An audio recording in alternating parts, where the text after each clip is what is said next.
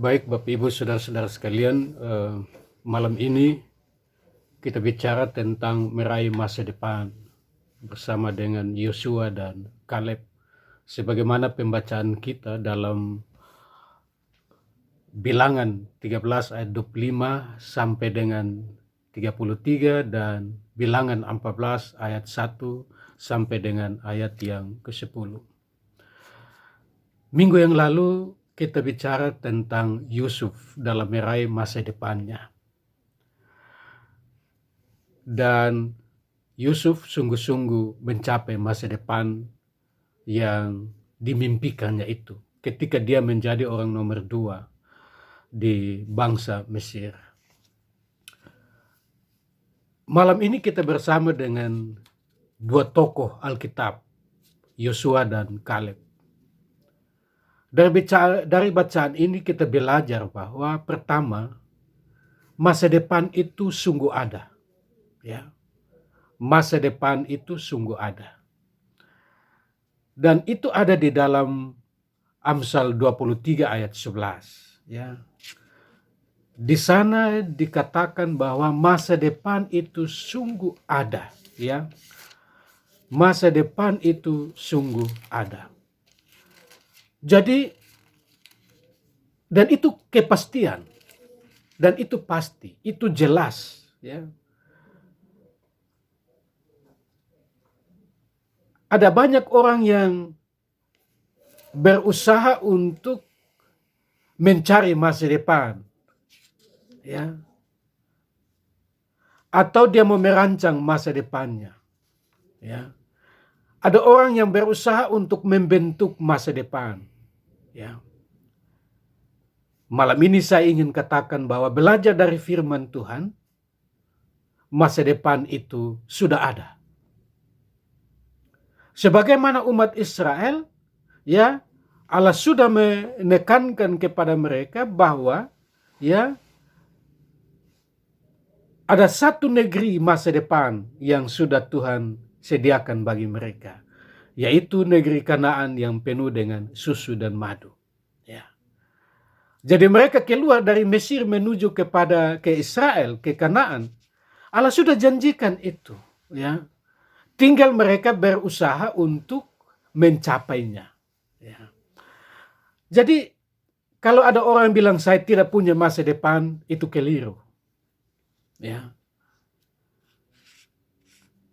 Atau ada orang yang berusaha membentuk masa depannya, itu juga keliru. Karena masa depan itu sudah ada. Ya, masa depan umat Israel itu juga sudah ada, yaitu negeri Kanaan yang penuh dengan susu dan madu. Dan itu jelas, ya, dikatakan juga dalam Amsal 23 ayat 11, ya, ayat 11. Nah, karena masa depan itu sudah ada, maka masa depan itu tidak datang sendiri. Ya, sekalipun sudah ada, masa depan itu tidak datang sendiri. Masa depan itu harus diraih. Masa depan itu harus diraih dalam kehidupan, harus dicapai. Ya, jadi setiap orang kita itu sudah dirancang masa depan kita. Tapi masa depan yang dirancang itu oleh Tuhan tidak datang dengan sendirinya. Kita harus berusaha untuk mencapai masa depan itu. Kita harus berusaha untuk merenggut, ya, menggapai masa depan itu. Nah, dalam usaha mencapai masa depan itu ada banyak orang yang pesimis, ya, ya, seperti 10 pengintai, ya, 12 pengintai dikirim, ada 10 yang pesimis dan yang 12 optimis, ya. Meraih masa depan itu tergantung pada cara pandang kita terhadap masa depan itu. Cara pandang kita terhadap lingkungan dan diri kita. Ya. Ada 10 orang yang sudah pergi dan mengintai tanah Kanaan, tapi cara pandang mereka terhadap lingkungan dan diri mereka keliru sehingga mereka menjadi pesimis. Ya. Mereka bilang begini, kami sudah pergi dan lihat tanah Kanaan, ya toh? Tapi ada masalah besar yang akan kita hadapi. Ya, Kita tidak bisa mengalahkan mereka. Karena di situ ada banyak orang kuat, ada bangsa-bangsa yang bangsa-bangsa raksasa, ya. Dan kalau membandingkan mereka dengan diri kita, kita seperti belalang. Ya. Kecil. Ya.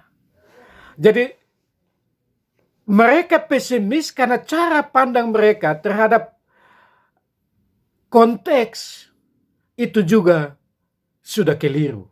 Ya. Cara pandang mereka terhadap konteks itu sudah negatif. Ya, kita tidak bisa maju, kita tidak bisa mencapai masa negeri yang penuh susu dan madu karena ada masalah besar, kita ada orang-orang raksasa, lalu banding dengan diri kita itu seperti belalang. Ya, seperti itu. Akibatnya apa? Mereka tidak bisa masuk, ya, ke tanah impian. Ya, tidak bisa masuk ke tanah masa depan yang Tuhan sudah sediakan itu. Ya. Tapi ada dua orang yang cara pandangnya positif, ya. Ya, yaitu Yosua dan Kaleb. Ya, kalau kita baca di ayat 9, ya, di bacaan kita, ya, seterusnya itu bilangan 14, ya. Ayat 9 dan seterusnya. Di situ dibilang bahwa negeri yang kami inta itu luar biasa baiknya. Ya.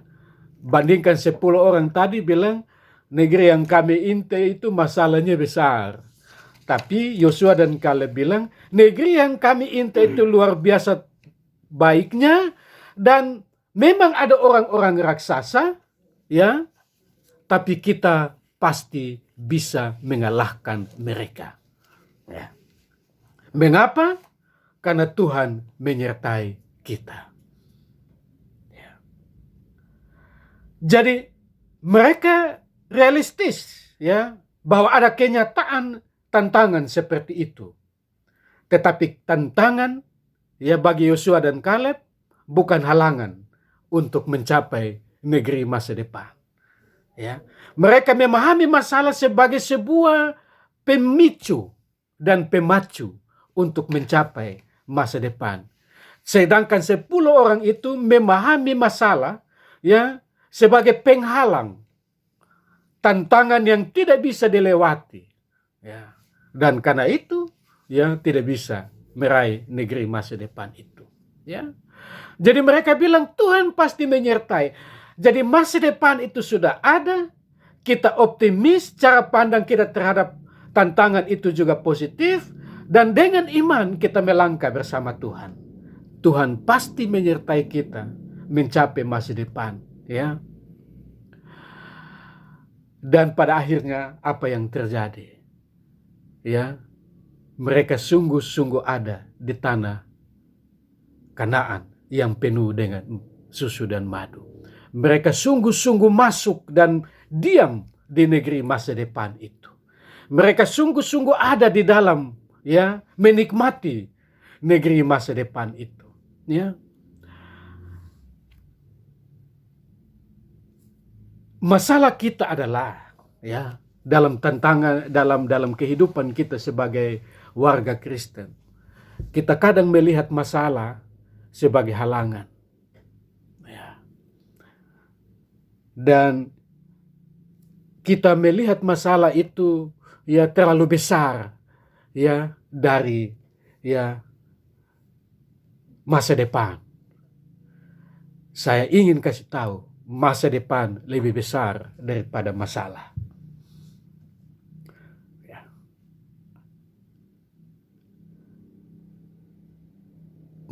Masalah itu tidak lebih besar dari kekuasaan Tuhan. Ya.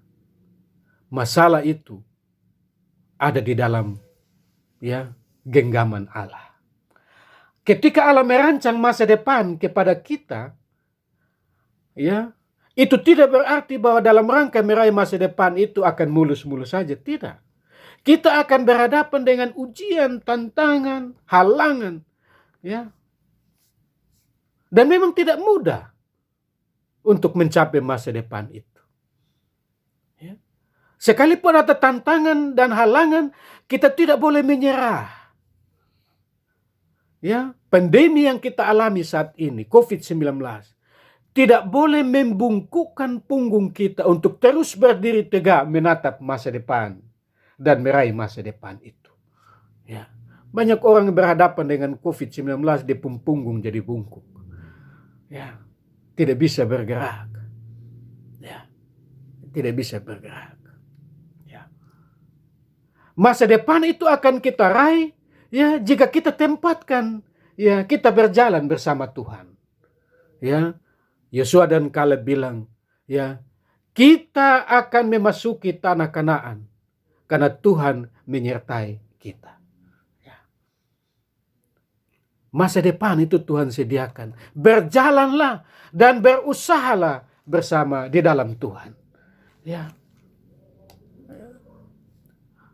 Iman itu berjalan bersama Tuhan itu maksudnya berdoa.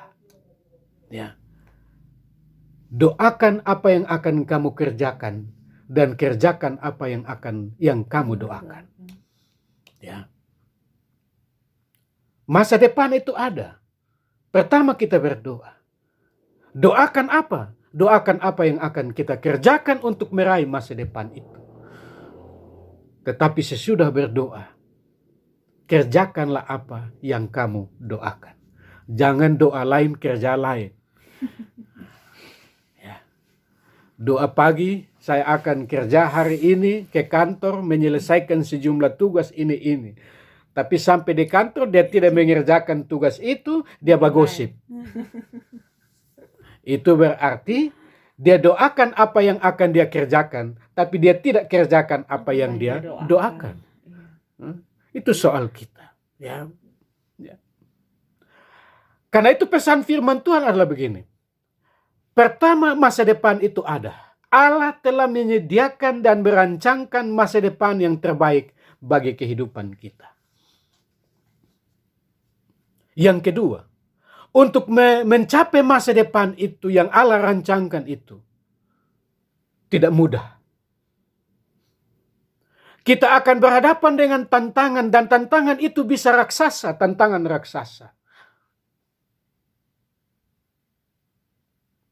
Tapi jangan lupa, seraksasanya tantangan, Tuhan lebih hebat ya, dari semua tantangan itu.